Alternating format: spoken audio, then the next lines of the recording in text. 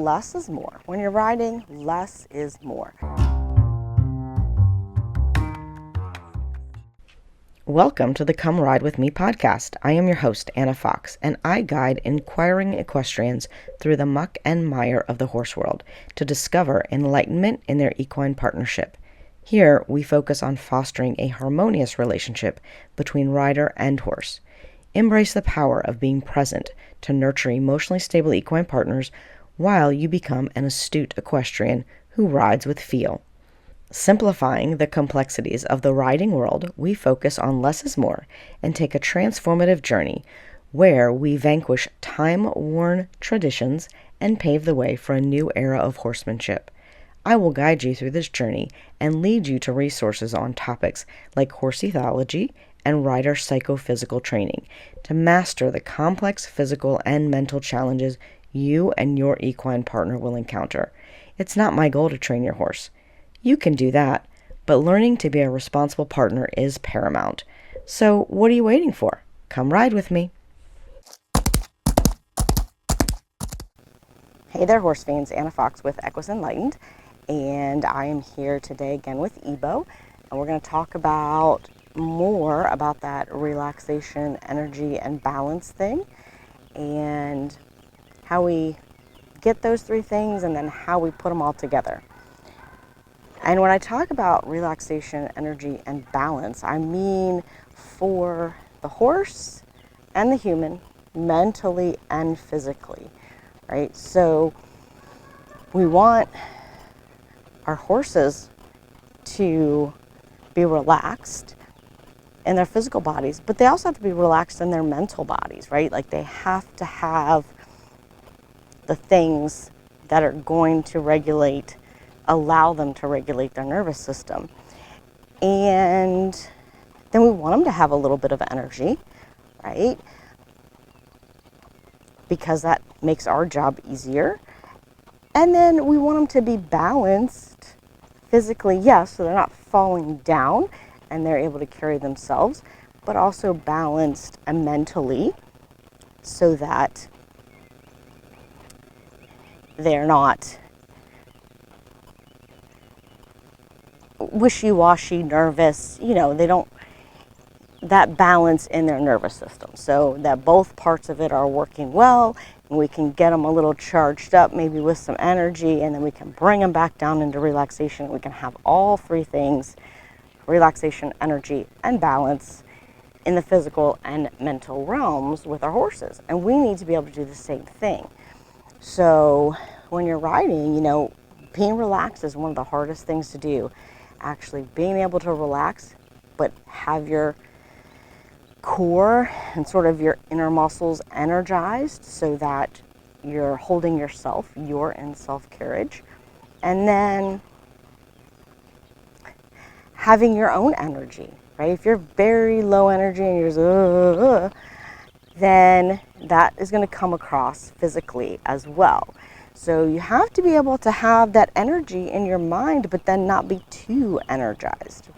And then that goes to balance, right? So if we are balanced mentally, then our nervous systems are working together and we're not too stressed or too nervous. And sometimes that is a hard ask when we're riding because we have all these fears about things and we have all of these judgments about how things should be going and what we should be doing. And so keeping that balance mentally is more of a challenge, I think, in riding even than keeping your physical balance. The physical balance is important. You should be able to carry yourself, not balance on your horse's mouth, not bang on their back. Like you should be able to follow the motion and in a balanced, relaxed, and energized manner, right? So those are things that are basics, but we often kind of skip over them. And we push ahead and we push ahead, and then we get to a point where we're like, oh, something's just not working, right? And then we have to go back into the basics. Whereas if we have if it's something that we work on every day, right? If we always are working on our relaxation, energy, and balance, we're always working on our basics, then we keep progressing and we're always checking on those things, and it helps keep us grounded and balanced. And so that's one of the things I do every time I kind of get on. You know, everybody's afraid of, once you do start making progress, afraid of taking a step or two back. You know, oh, the fear of going backwards and not making progress. And every day when you get on should be a step back, right? Every day should be like, what is my horse feeling today? What's happening today? There's some stuff to look at the one end of the arena as we're doing some work. So Ebo's got some stuff to look at. So he may not totally be relaxed about that.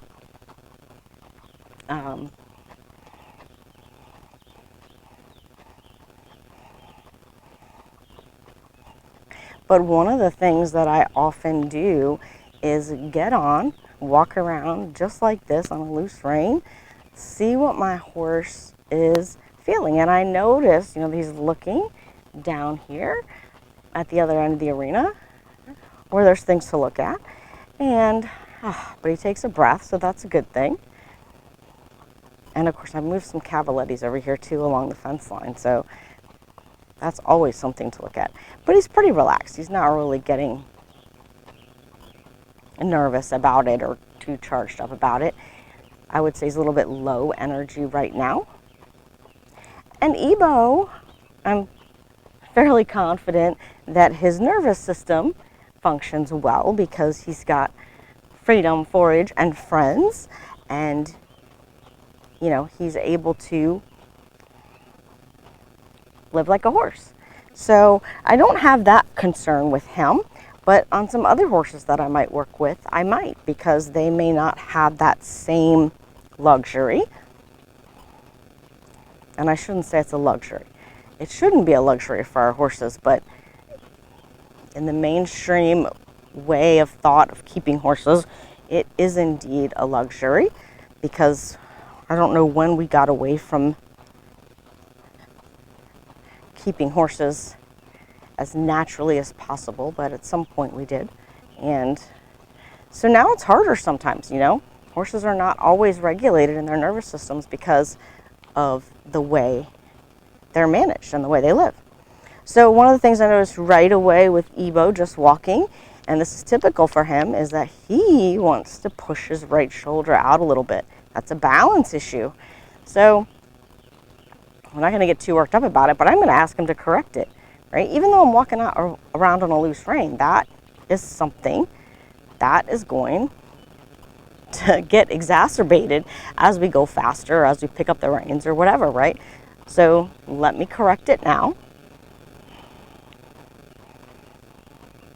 When I'm walking around on a loose rein like this is,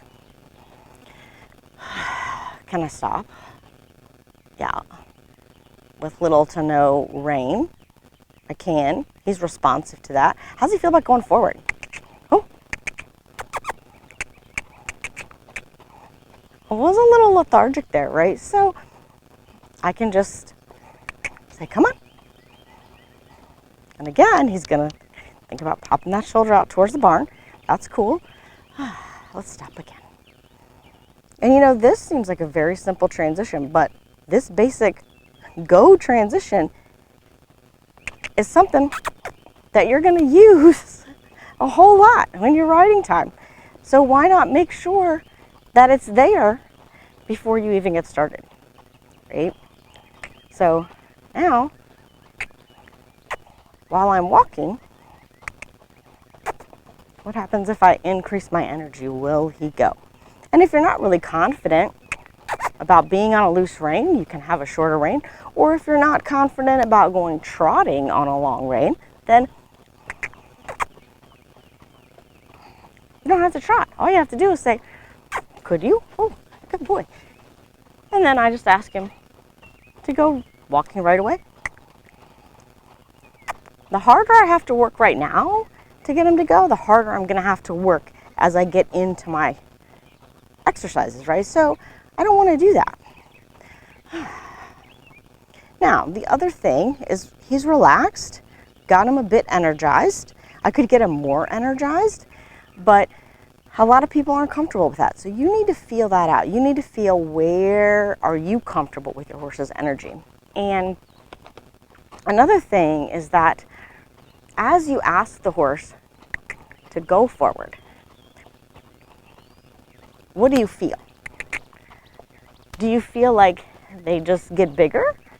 Their back gets longer, they take bigger steps? Do you feel like they tense up their shoulders or their neck or their back? Like, that is an important thing to know. If they just relaxed, go forward, even if it's a little sluggish, right? Then okay, now maybe I can add a little more energy. Come, come, come. Good boy.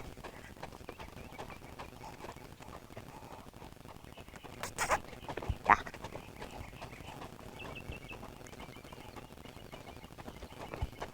Right, and then that third time I just had to think about going, and he went. And he stayed pretty relaxed. If your horse is getting tight in their back or in their neck or their shoulders or whatever, when you ask them to just do that, just take a more forward step, or they don't respond at all, then you've got something you got to work on right away. Like, you need to either work on the relaxation or you need to work on the energy. If they're walking around and they're tripping and they're falling, then you need to work on their balance and probably their straightness and the relaxation. It may also be an energy issue. So a lot of times what I do see people do is they're trying to do all of those things at one time. They're trying to do way too many things at one time. And you've probably heard this many times before, but less is more. When you're riding, less is more. So try to be as light as you can and do as few things as possible, because the more things you do, the more confusing it gets for you and your horse. And your horse is perfectly capable of maintaining their own energy and their direction unless you ask them to do otherwise. So if you're not terribly comfortable with allowing your horse to work on, say, the energy with him, it's mostly the energy and a little bit the balance of going on a long rein, you can shorten up your reins. But in that case, you need to make sure, if you're going to have a little contact with your horse, that your horse is prepared for it, right? That they know what the feeling of the bit is and that they can give to it, and that you are not going to be balancing off of the rein. So you are balanced on your own, and you're not doing too many things at one time, right? I see a lot of people, they want to go trotting and they start doing this, and then they're like using their legs and they're doing all these things, and then like the horse is like, what's happening? And then they're trying to trot, and you see already that just changed his opinion of whether he wanted to go or not. But now if I have him on a loose rein and I got my energy, he's like, I don't know about you. Good boy. But right, that one thing changed his mind a lot about what was happening. So now this horse knows about the contact, and we saw him, he's happy to yield standing still. So now I'm going to ask him while I'm walking, can you yield to the bridle a little bit? And is that going to change your energy? And if it does, can I ask you to go? Is that going to, ooh, ooh. And it's interesting, what I felt right there was him want to be on that right shoulder a little bit. So, nope, get off the right shoulder. There we go. Just hang with me. And the gnats are annoying. That's why he's shaking his head. Right?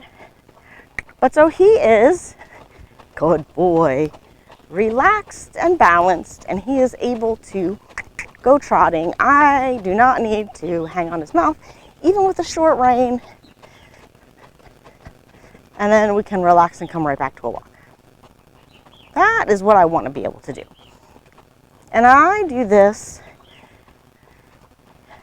every day on every horse in some form or fashion, depending on what their level of training is and what their level of relaxation, energy, and balance is for that day. All right, so I'll pick up the reins again. We're going to look at something. So I'm going to say, can you give me your attention? Yeah, thank you. Can we go? Good. Good.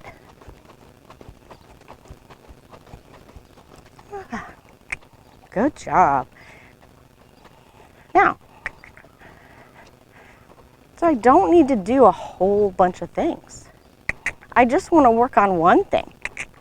Like I said, with this horse, primarily energy, and then his balance. So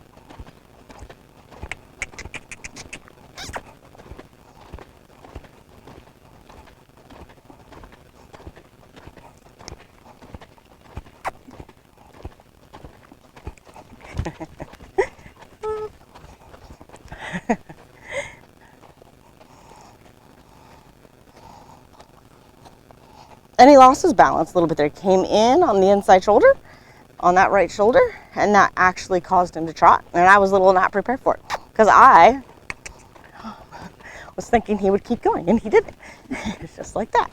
So if I want to work on that now, I say, okay. Yeah. So he says, okay.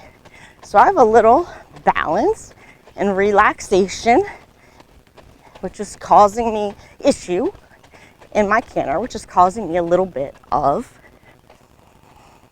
an energy issue, right? He's a little bit stiff on that right shoulder. He wants to lean on it, and then when I ask him to come off of it, he loses his balance, and that affects his energy. So there's a couple ways I could approach that, right? I could just get after him and say, go, go, go, go faster. But if it's a balance issue, if I ask him to go faster or ask him to pick up the canter again when he's off balance, he's going to get more off balance. Then I'm fighting, what I always call fighting through the crap. Now I've got a crap canter, I'm off balance, and I'm trying to get it all back together. The easiest way to have a good gait is to go with first step, best step.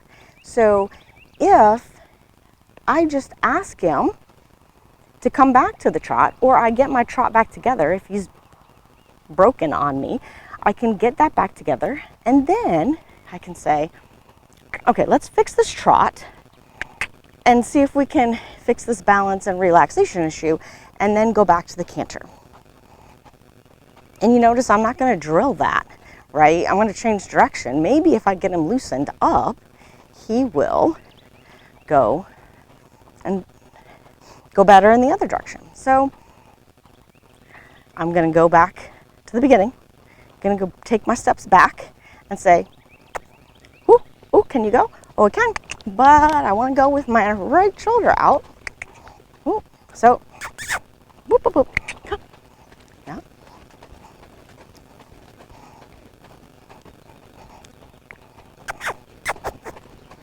Yeah.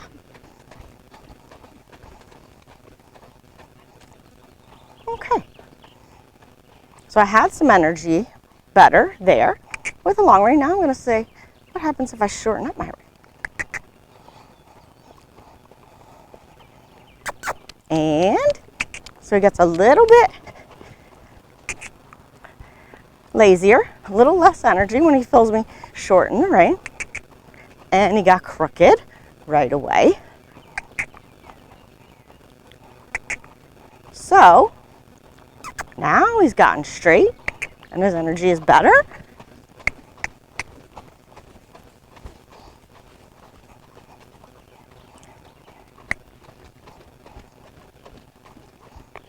Yeah, good. And then better coming through here. Like he's still a little bit, so I'm going to correct him. I'm going to say, maybe even a little bit that way. There you go. Now, can we go forward again? Come. Right? And so that's hard. That's a hard transition for him, to go totally straight and then go forward. So now I know that I have something I can work on. I can go, okay, well, the first thing is I want you to go forward. Even if you go on the wrong lead, it's okay. We're going to go forward.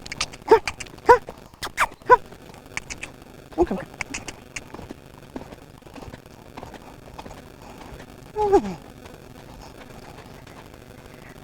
So I'm picking a thing because even though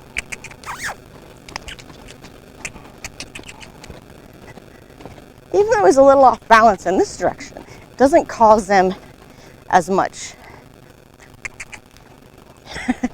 angst as it did in the other direction with the balance. Cause him to pick up the wrong lead, but he doesn't get as off balance. So I'm just going, okay, well, can we go? Yeah, ooh, and he's really straight there. And nicely forward into the trot. So perfect. Good job, buddy. Now, what happens if I pick up my reins again? And so again, I'm really just working on the one thing. Yeah, good.